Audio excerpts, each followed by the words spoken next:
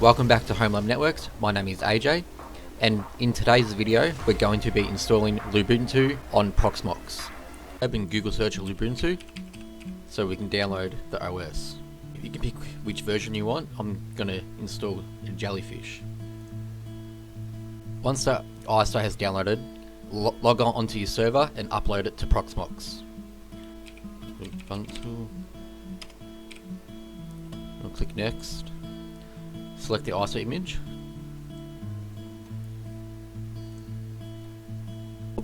A lot of this will be just by default to get the OS running. So next, choose your storage and how much space you want. I'm just going to leave it as default.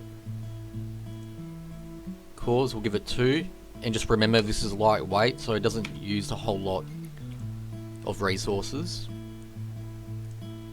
RAM, we'll keep it as 2. You can give it 4 gig or higher, but I don't feel you need to. And then next, and then finished. Start the virtual machine and get this OS installed. Enter. Right, then we want to click on install Lubuntu.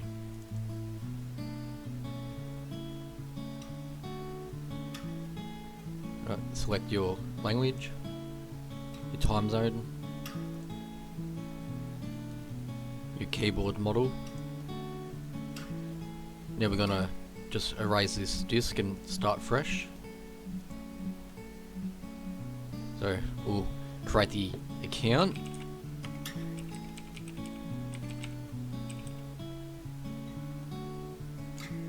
This one, and create a password.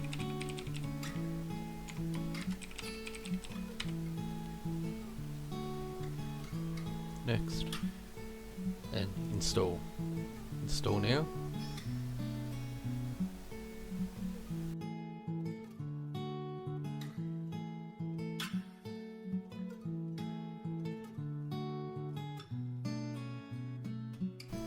And with the magic of editing and the camera, we are all done. So let's restart the machine.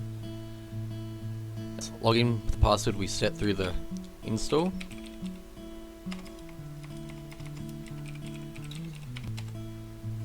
So now Lubuntu is installed.